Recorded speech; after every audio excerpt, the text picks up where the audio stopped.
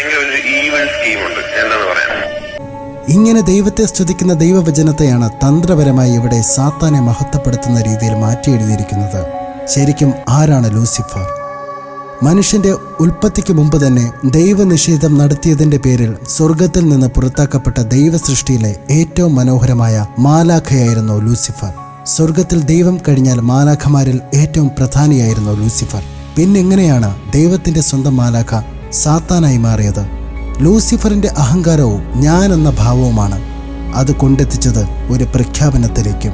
ഞാൻ ദൈവത്തിന്റെ മുകളിലെത്തും, ദൈവത്തിന്റെ നക്ഷത്രങ്ങൾക്ക് മുകളിൽ ഞാൻ എൻ്റെ സിംഹാസനം പണിയും, അവിടെ ഞാൻ അമരും, ഞാൻ പുതിയ ദൈവമാക്കും. അങ്ങനെ അവൻ ദൈവത്തിനോട് പോലും എതിരിടാൻ ശ്രമിച്ചു. ഒടുവിൽ സ്വർഗത്തിൽ നിന്ന് പുറത്താക്കപ്പെട്ടു. പാപത്തിന്റെ തുടക്കവും ലൂസിഫറിൽ നിന്ന് തന്നെ. ആദത്തിന്റെയും ഹവ്വയുടെയും മുന്നിൽ സർപ്പരൂപമായി എത്തിയ സാത്താനും ലൂസിഫർ തന്നെ. ലൂസിഫറിനെ സ്തുതിക്കുന്ന രീതിയിൽ ഒരുപാട് കാര്യങ്ങൾ ഈ സിനിമയിൽ കാണാൻ സാധിക്കും. അതിന് ഏറ്റവും ഉദാഹരണമാണ് എമ്പുരാൻ എന്ന സിനിമയിലെ എമ്പുരാനെ എന്ന് തുടങ്ങുന്ന ഗാനം അറിയപ്പെടുന്നത്. ഈ ഗാനം അറിയപ്പെടുന്നത് എൽ ആന്തം എന്നാണ്. എൽ എന്നാൽ ലൂസിഫർ, ആന്തം എന്നാൽ സ്തുതിഗീതം. എന്ന് വെച്ചാൽ ലൂസിഫറിനെ, അതായത് സാത്താനെ സ്തുതിക്കുന്ന ഗീതം.